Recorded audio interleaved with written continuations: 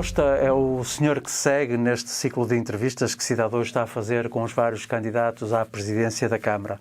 Paulo Costa é o candidato anunciado pelo Bloco de Esquerda, sendo que, e podemos dizê-lo aqui, Catarina Ferraz será a cabeça de lista à Assembleia Municipal.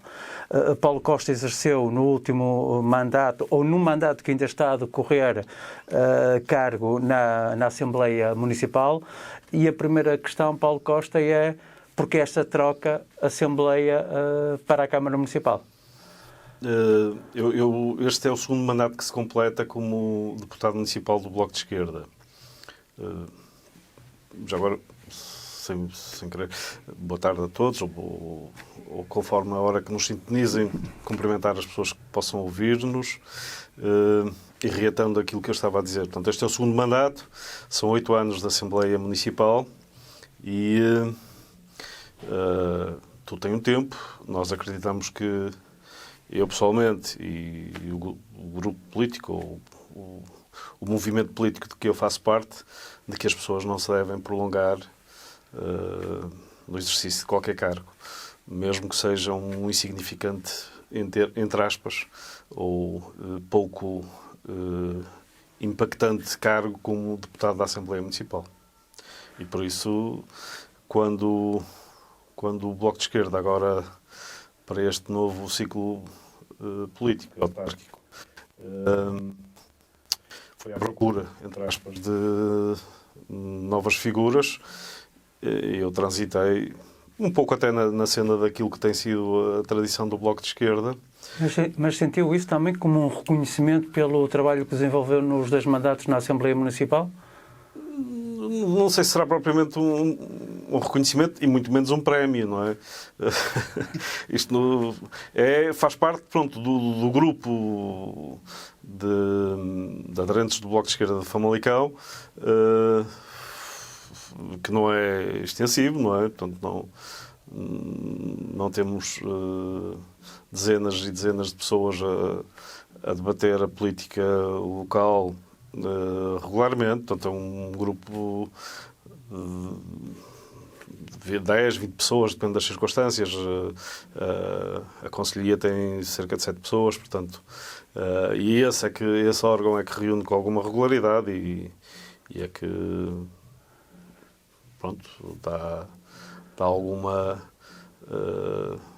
algum despoltar deste processo. E na Conselhia, pronto, um dos nomes era o meu e, pronto, apesar da minha recusa, passa a expressão, não era uma coisa que eu pretendesse sequer, mas como há pouco conversávamos, Rui, eu acho que todo o cidadão tem o dever de participar na vida da comunidade. Uma das formas mais nobres ainda, apesar da descaracterização e da pouca credibilidade que a política vai tendo, eu estou convencido que uma das formas mais nobres de participarmos na vida da comunidade é através da participação política. E a política faz-se muito, não tem que ser só feita por partidos, mas faz-se muito por partidos, porque esses criam algumas identidades, algumas especificidades, e no meu caso individual identifico-me com os grandes princípios que norteiam o Bloco de Esquerda. Não é? Portanto... Sendo que aqui neste caso, a política, quando estamos aqui a falar neste caso, estamos a falar de um ato eleitoral autárquico onde há um registro de grande proximidade, daí eventualmente dar maior valor a essa política que deve ser exercida como um ato cívico. Sim, sim. Como membro de uma comunidade e participante, e achar que, e eu, pronto, lamento que muitos de nós não tenhamos esta prerrogativa de que todos devemos participar, não tem que ser na participação política e muito menos de um grupo específico de política, mas todos devemos participar nesse exercício logo mais básico e mais distante no tempo, que é o ato de votar, mas devemos participar através de associações, coletividades. Uma simples tertúlia é uma forma de participação. E pronto, não sendo eu assim tão velho, mas recordo-me quando miúdo, ainda na década de 70 e início da década de 80, a participação das pessoas na vida política, também partidária, mas na vida pública, era muito mais intensa e substancialmente mais significativa do que nos dias de hoje. Nós acomodámos-nos um pouco, achamos que os outros resolverão sempre a nossa vida, e é verdade, quer dizer, não deixam de ser instâncias, às vezes até um pouco obscuras, a tratar da nossa vida, isso é verdade. Mas devemos fazer, pelo menos devemos tentar fazer com que não seja assim. Isto seria tema para outra conversa. E estamos aqui, de facto, para falar das eleições autárquicas e do projeto que Paulo Costa e o Bloco de Esquerda têm para Famalicão. Mas antes de irmos a esse patamar, a experiência como deputado, acha que acaba por ser determinante para uma ação na Câmara Municipal, caso seja eleito? Sim, o conhecimento da gestão municipal eu obtive, antes de ser deputado municipal, pouco conhecia. E do pouco conhecimento que hoje tenho, tem a ver com o exercício de deputado municipal. A aproximação a dossiês, a temáticas, a formas de gestão, de resolução de problemas, até de como um executivo se comporta numa miríade de situações, tem a ver com essa aprendizagem que eu fiz como deputado municipal. Portanto, isso deu-me alguma capacidade e algum conhecimento do que é um exercício autárquico. Sentir-se-á então confortável caso seja eleito. É esse o objetivo?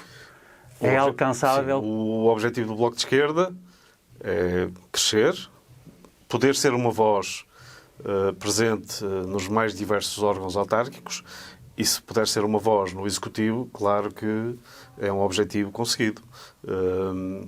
E essa é a expectativa. A expectativa, sim, pronto, mais esperançada, não é? É que o Bloco de Esquerda consiga crescer eleitoralmente e, designadamente, conseguir eleger um vereador. Esse seria um bom resultado para o Bloco de Esquerda, nitidamente, não é? Paulo Costa, mas como reconhecerá, a votação do Bloco de Esquerda em termos concelhios é baixa. É residual, sim.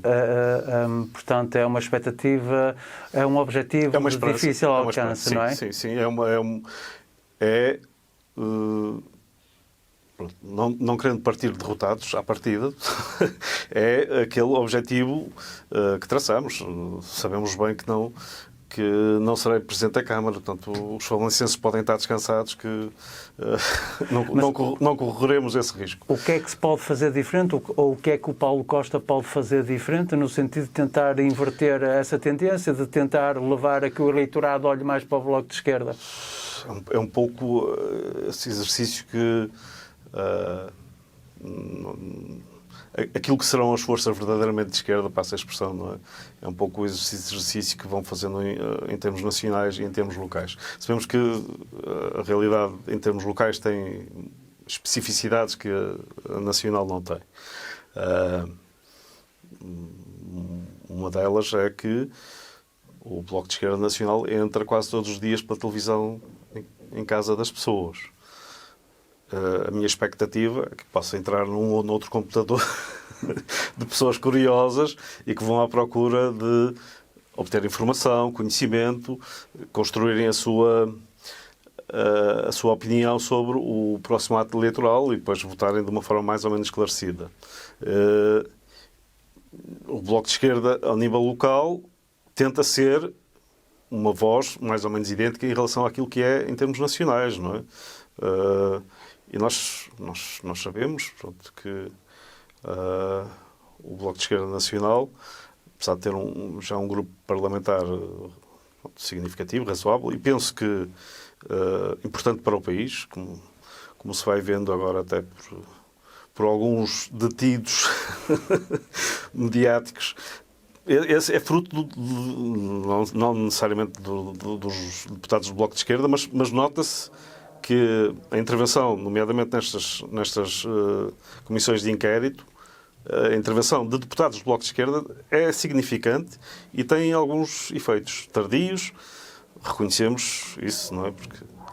Mas a expectativa do Bloco de Esquerda, até porque, pronto, tentando lutar por uma sociedade um pouco diferente, pronto, que abala os interesses instalados, o conformismo natural da condição humana, quer dizer, nós pelo menos temos este, e sem querer filosofar, mas o humano, mesmo que se queixe muito, dificilmente procura alterar a sua vida. As circunstâncias. Exato, procura alterar a sua vida, criando rupturas.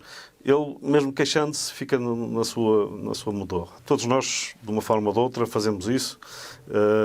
E representar isto em termos sociais ainda é muito mais complexo, porque implica mesmo que haja momentos de ruptura, e o país assistiu há cerca de 50 anos, vai fazer daqui a 2 anos ou 3 anos, 2 anos e pouco, vai fazer 50 anos que o país sofreu uma ruptura. Começou num golpe militar, mas que depois mexeu com estruturas mais ou menos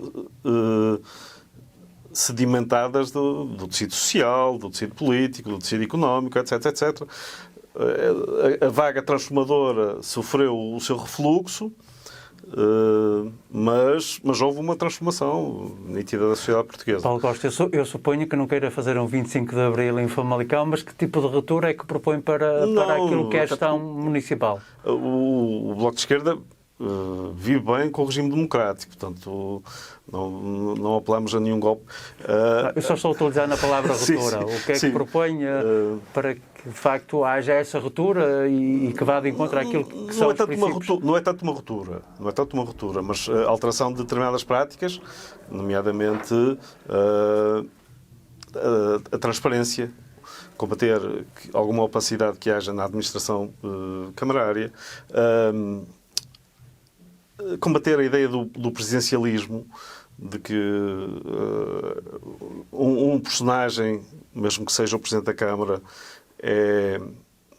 e nós sofremos muito desse déficit, não é? Personificamos muito as questões. O Bloco de Esquerda tenta construir uma ideia de que as instituições valem por si, têm práticas, nomeadamente um executivo que tem práticas democráticas, transparentes, de proximidade com as pessoas. É claro que, por exemplo, as pessoas marcam o exercício do agora cessante Presidente da Câmara, tem a sua marca pessoal, e o Bloco de Esquerda até reconhece virtualidades nesta marca, porque, apesar de fazer parte de um corpo com esses padecimentos que eu acho que o Bloco de Esquerda tenta combater, eu acho que na prática individual dele e nos desafios que assumiu, tentou contaminar a instituição de democraticidade, transparência, etc. É claro que um homem só é tal coisa, um homem só não faz instituições, e nós sabemos que isto é uma instituição que implica compadrios, cedências, negociatas, e é essa lógica que o Bloco de Esquerda tenta construir, mas é uma tentativa, não há mundos perfeitos. Reconhecemos que há municípios com melhores e boas práticas, etc. E há outros que não. Há outros que são autênticas cautadas de grupos mais ou menos instalados no poder autárquico, e fazem o que bem entendem, muitas vezes quase impunemente, não é? Felizmente, aos poucos, isto também se assiste neste momento, há uma certa judicialização até da prática política, quer dizer, começa a haver um controle quando as coisas raiam a ilegalidade, etc.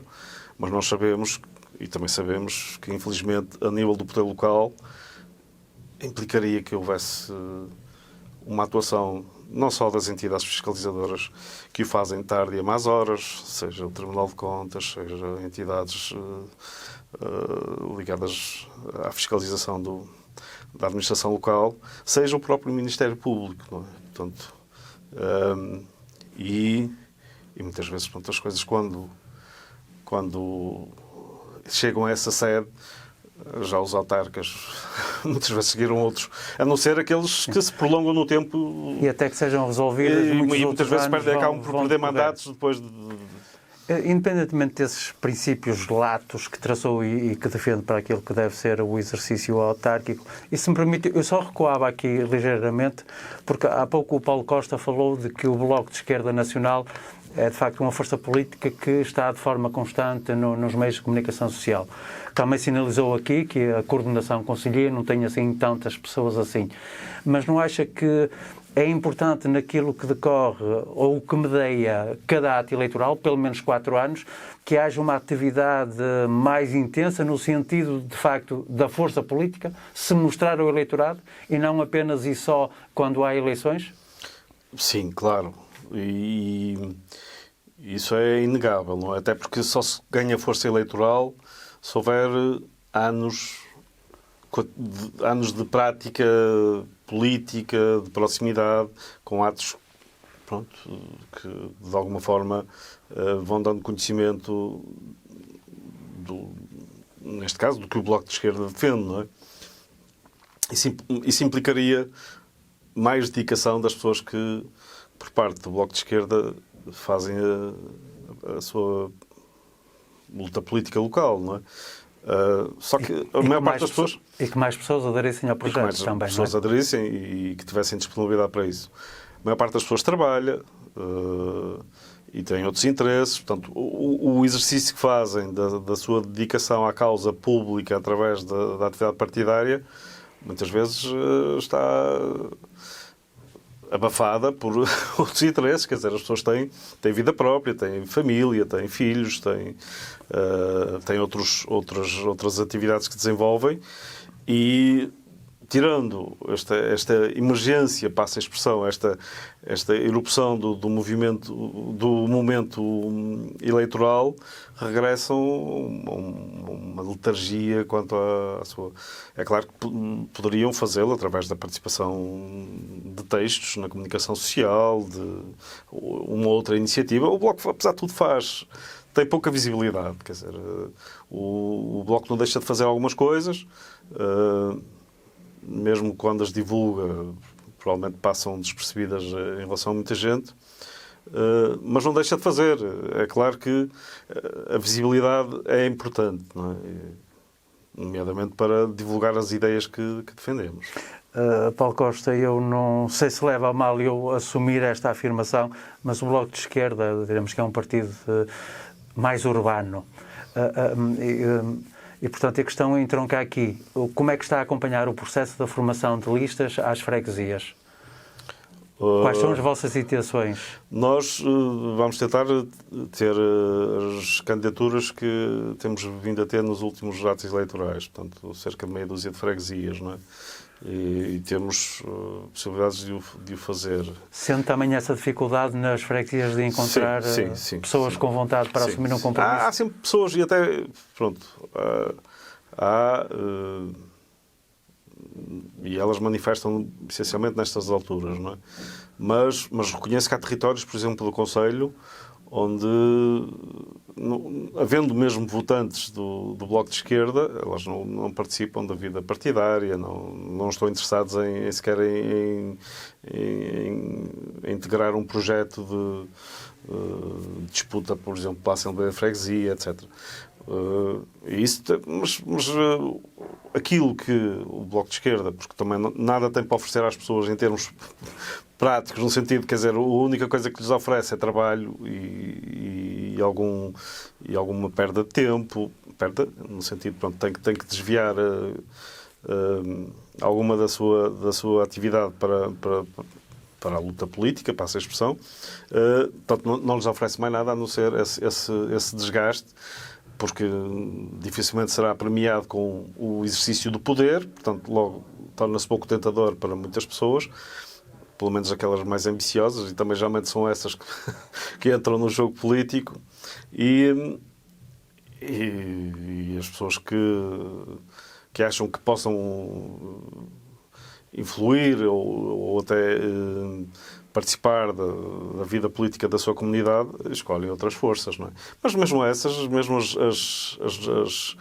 as principais, passa a expressão, as da Primeira Liga, utilizando uma linguagem futebolística, mesmo essas às vezes têm dificuldade em encontrar pessoas, pelo menos pessoas válidas, porque sabemos que pessoas, felizmente, há, mas pessoas válidas que possam incorporar um projeto para governar, por exemplo, não é que seja uma pequena freguesia. Uhum. O Paulo Costa já sinalizou, e permita-me a expressão que tenho, eu vou utilizar, sonho de ser eleito vereador. Não sei se é um sonho, mas pronto, é esse o objetivo, embora encare é o como objetivo, difícil. mas quando vou para adormecer não será propriamente um sonho. Pronto, mas o objetivo, eu corrijo a palavra, tem esse objetivo, reconhecendo da dificuldade que será em ser eleito vereador. E é o objetivo do Bloco de Esquerda. Do Bloco de Esquerda, exatamente. Que eu personifico só. Exatamente. Mas, Paulo, o que é que um vereador pode fazer na oposição? Um vereador já tem, nomeadamente em termos de visibilidade, não é? E de participação nas decisões. É claro que mesmo um grupo político como o Partido Socialista, e com neste momento 3 vereadores, não risca nada, passa a expressão, não é? Mas não risca nada, às vezes alguma coisa riscará, mas não deixa de ser uma voz, nomeadamente, mais efetiva, de fiscalização, de sugestão, de apreciação do trabalho do Executivo. E um vereador, nitidamente, tem, não só porque acompanha com muito mais proximidade a atividade do Executivo, pelo número de reuniões, pelo número de questões que se discutem em reuniões de Câmara, etc. Portanto, e depois o eco que tem para a comunidade a voz de um vereador, mesmo que seja só a voz de um vereador tem uma repercussão que não tem, por exemplo, um deputado municipal, que tem meia dúzia de assembleias municipais por ano, se tanto, e com muita pouca visibilidade na comunicação social. Uhum. Paulo Costa apresentou-se recentemente como candidato. Algumas das suas ideias, um conselho mais justo, mais inclusivo, mais amigo do ambiente. De que forma colocar isto no terreno e porquê, pelo menos, estas três áreas? São ideias basilares do Bloco de Esquerda relativamente à política autárquica, e os autarcas têm essa capacidade, não é? Podem influenciar muito a vida concreta e cotidiana das pessoas.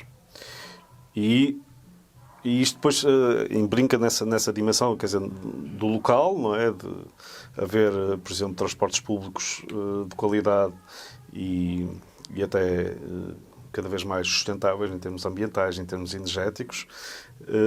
Embrinca depois com essa dimensão global com que nós nos vamos confrontando também, felizmente, neste canto do planeta, mais por ecos do que vem de outras partes do planeta, mas que se vão sentindo aos poucos entre nós, e isso é uma emergência.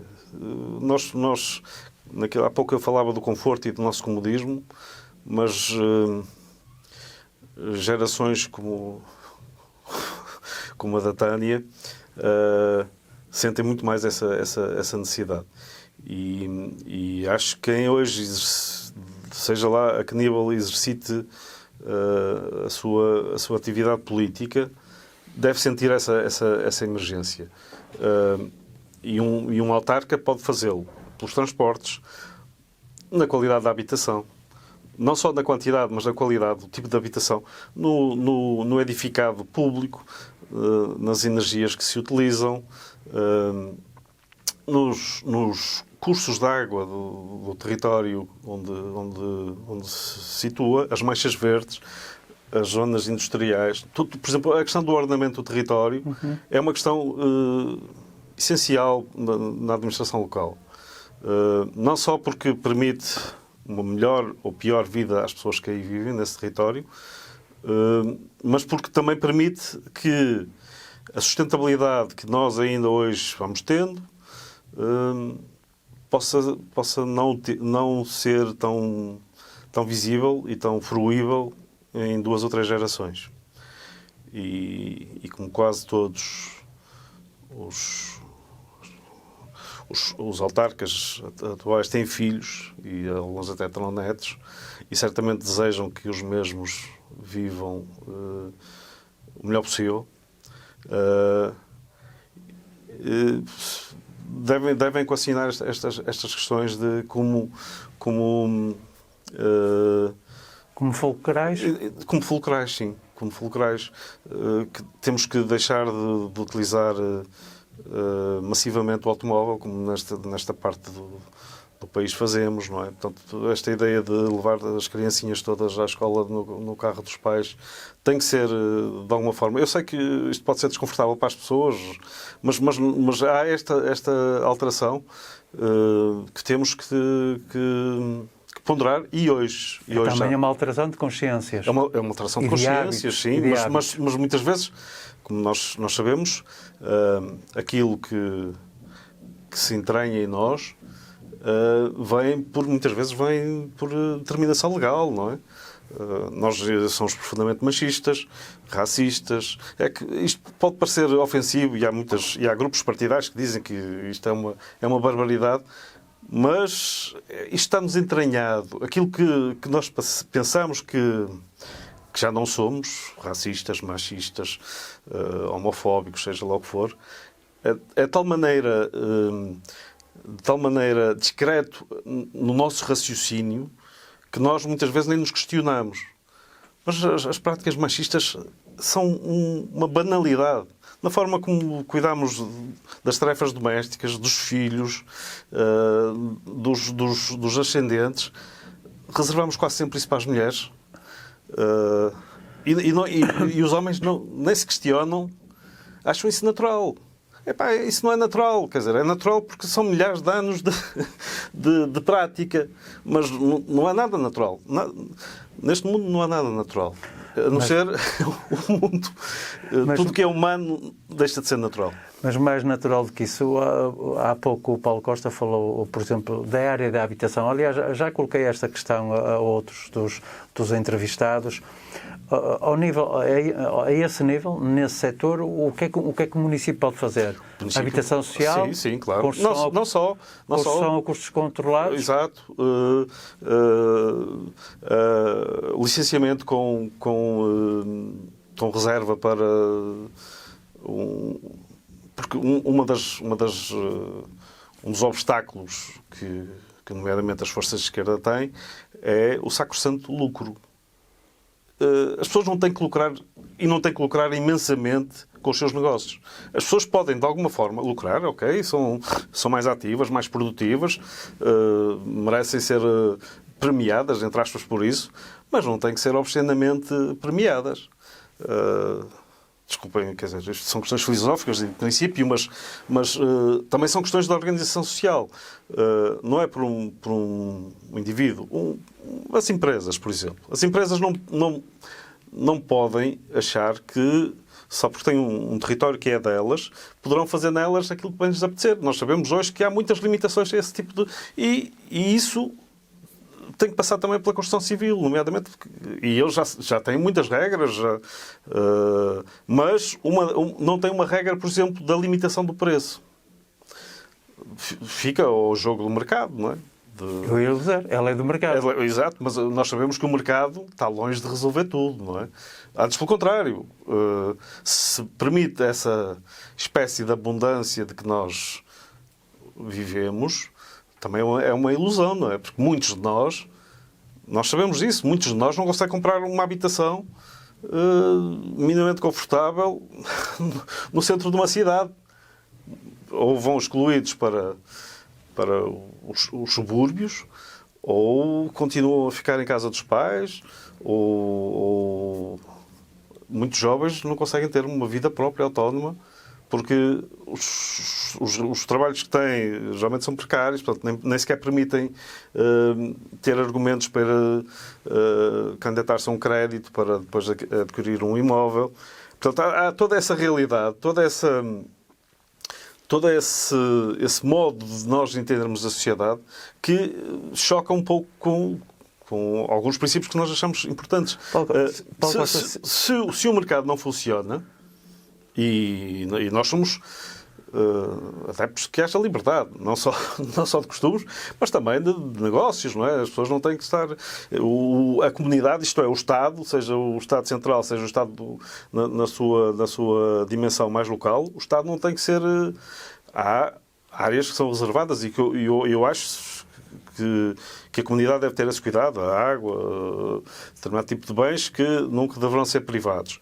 Mas a construção pública pode ser privada, perfeitamente. Mas o Estado, e o Estado aqui, autarquia, pode ser também um agente, e nós sabemos disso, quer dizer,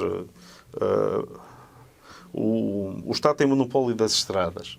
Nos últimos anos cedeu a alguns privados, com aqueles negócios um pouco duvidosos, porque os privados lucram sempre, o Estado sai sempre a perder.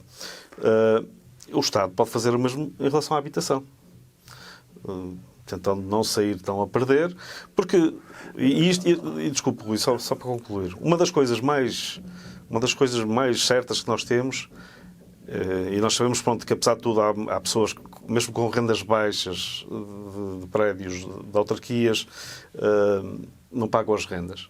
Mas na iminência do despejo, eu acho que as pessoas têm que assumir os seus compromissos, a não ser que haja uma ruptura total da sua vida, deixaram de ter qualquer rendimento, não conseguem... Pronto, e aí a autarquia terá que ter...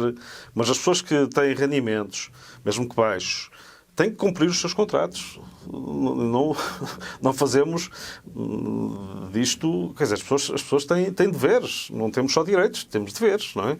E por mais residuais que sejam, uma das coisas mais seguras que tem é que as pessoas dificilmente querem perder as casas. E nós vemos isso. E ter rendas, mesmo que baixas, são sempre uma receita relativamente garantida para um senhorio.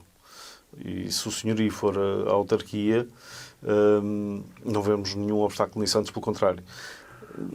Só para fechar, sim, mas agora só para atalhar, Portugal é dos países que têm menos habitação pública da Europa. Os países nórdicos, que às vezes, pronto, são um pouco o nosso farol, porque não sendo países socialistas, são de uma social-democracia muito louvável. Eles têm índices de habitação pública da ordem dos 20%, uns mais, outros menos, mas que não tem nada a ver com a percentagem residual de cerca de 2% de habitação pública em Portugal. Portanto, isto demonstra como o mercado precisa, às vezes, levar um...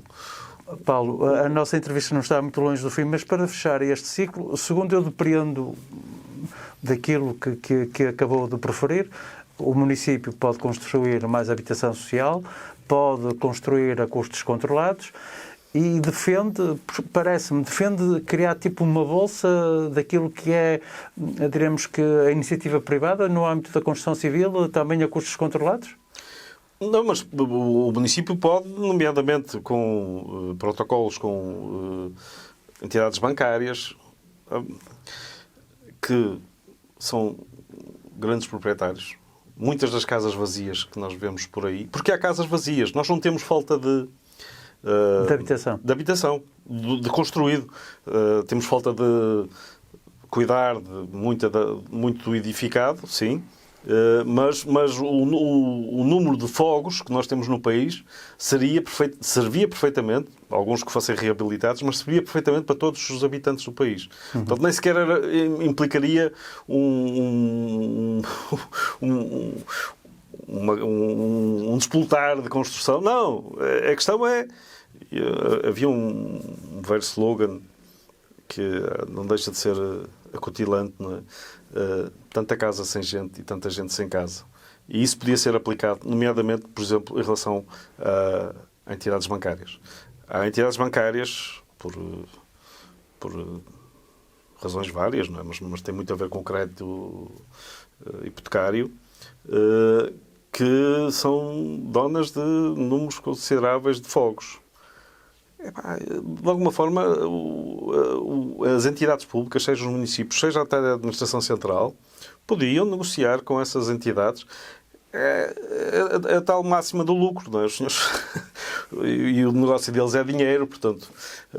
Mas pode-se sem afrontar os seus interesses e a sua vontade de lucro, pode-se conjugar com servir as comunidades, poder permitir, por exemplo, que um número considerável de jovens consiga aceder à habitação. E esse é um dos problemas que nós sofremos, não numa cidade da nossa dimensão, uma pequena cidade, mas, por exemplo, em núcleos urbanos já com alguma dimensão, nomeadamente da gentrificação, do despovoamento de alguns territórios, e isso pode ser combatido, não é? Voltemos a Famalicão e ao Paulo Costa, candidato à presidência da Câmara Municipal. Se lhe pedisse que me assinalasse algumas lacunas que vê no Conselho, quais me citava? Aquilo que acabamos de falar, questão, da habitação, os transportes. Os transportes públicos melhores, mais eficazes, menos poluentes, a servir melhor as comunidades, e as comunidades... não só na sua dimensão urbana e suburbana, mas também os concelhos à volta. Não só na relação que tem com outros territórios, mas dentro dos próprios territórios do concelho, as populações que estão mais nas periferias e que muitas vezes têm dificuldades, ou utilizam os seus transportes próprios ou recorrem a outros transportes de tipo privado. E, portanto, construir uma rede de transportes ecológica, sustentável, penso que é uma das melhores iniciativas que uma autarquia pode ter. O Paulo Costa, se fosse eleito Presidente da Câmara, iria pedir ao Governo as mesmas regalias e descontos que dá para as áreas metropolitanas do Porto e Lisboa? Sim. Está previsto até para as comunidades intermunicipais. Portanto, depois também implicaria... Não ao mesmo nível. Não ao mesmo nível. Também sabemos que é muito mais fácil, através de esquemas que já estão montados, redes de metros e comboios e autocarros da dimensão de uma área metropolitana como do Porto e Lisboa, que diluído nas centenas de milhares de pessoas que diariamente circulam nesses territórios, é uma coisa. Outra coisa é uma rede que permitiria qualquer coisa parecida com isso em territórios rurais ou de pouca densidade populacional. Não podemos ter a ilusão de que, para ter uma realidade que servisse às pessoas, o custo individual seria superior. Mas nós falamos dos custos da interioridade e há o custo da periferia, não é? E as pessoas não têm que ser penalizadas. Não tem que ter os museus e os hospitais ao pé de casa, ou as escolas, etc. Mas não tem que ser penalizadas, nomeadamente no acesso a esses bens, só por viverem em territórios de pouca densidade. E eu penso que, nesse caso, por exemplo, um município deveria ter uma política de transportes que servisse melhor às populações. Paulo Costa, temos aí um Portugal 2030, temos o plano de recuperação e resiliência. São muitos milhões. Se olhar para o Conselho, onde é que eventualmente poderia aplicar algum dinheiro, ou onde é que acha que a Câmara Municipal poderia tentar conseguir trazer algumas destas verbas e investir onde? Dois aspectos que já falámos, transportes, habitação. A educação, não no sentido de edificar mais, porque de uma forma ou de outra poderá haver casos pontuais de espaços que estão a precisar de requalificação. Há no nosso Conselho a particularidade de ter havido um acréscimo significativo de há 2, 3 anos para cá de números a frequentar o ensino, de número de alunos a frequentar o ensino público, que criou alguma distorção. E sabe porquê? Sei porquê, pelo fim dos contratos de associação.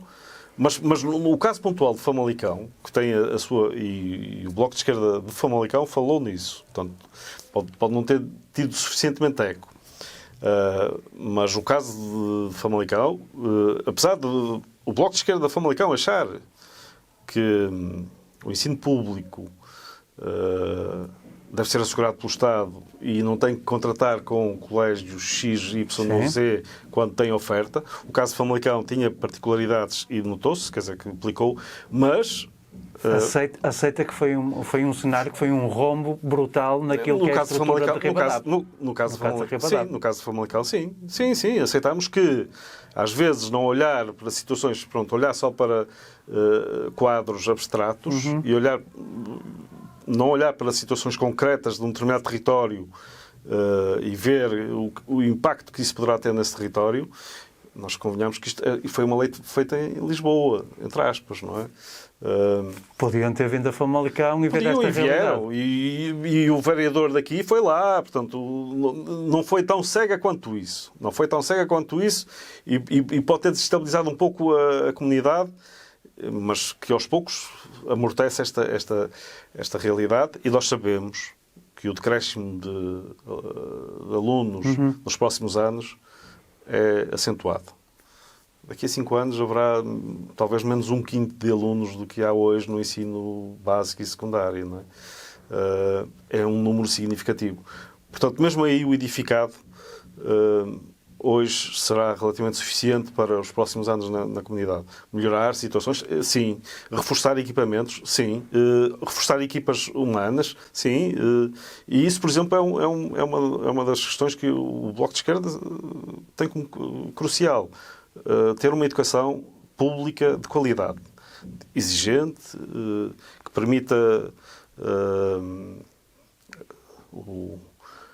a capacitação de todas as crianças que lá vivem, que acuda, e nós sabemos que, infelizmente,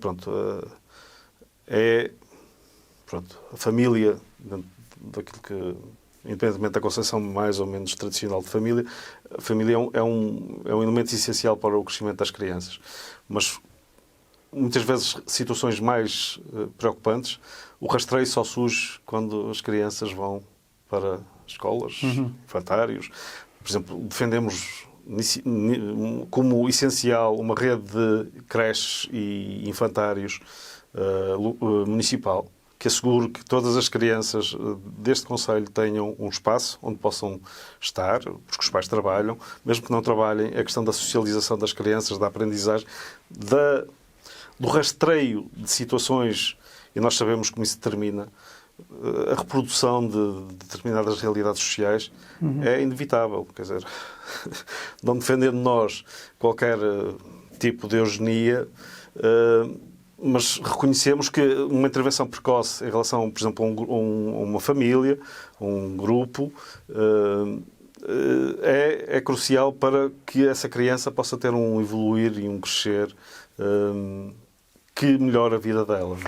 Paulo Costa, tal como há 4 anos, quando eu entrevistei para a Assembleia Municipal, percebi que nós poderíamos ter conversa para muito mais, mas a entrevista já está a chegar, digamos, mais ou menos ao limite, e eu teria só mais 2 questões, sendo como é muito abrangente, e pedir-lhe ao seu espírito de síntese... Com a minha capacidade de divagar é difícil.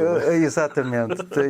Mas, Paulo Costa, até porque vocês realizaram recentemente uma iniciativa, uma sessão pública, cujo tema era políticas autárquicas em tempo de mudança. Assim, de forma muito sucinta, que tipo de políticas são estas para esta mudança? Tem um pouco a ver com aquilo que eu já disse, não é? De questões de mobilidade, de habitação, uma das questões mais prementes e mais imediatas que nós temos hoje é dos efeitos deste tempo relativamente anormal anormal para esta geração, para estas gerações que vivem hoje, não é? Se tivéssemos vivido há 100 anos já não seríamos isto tão anormal.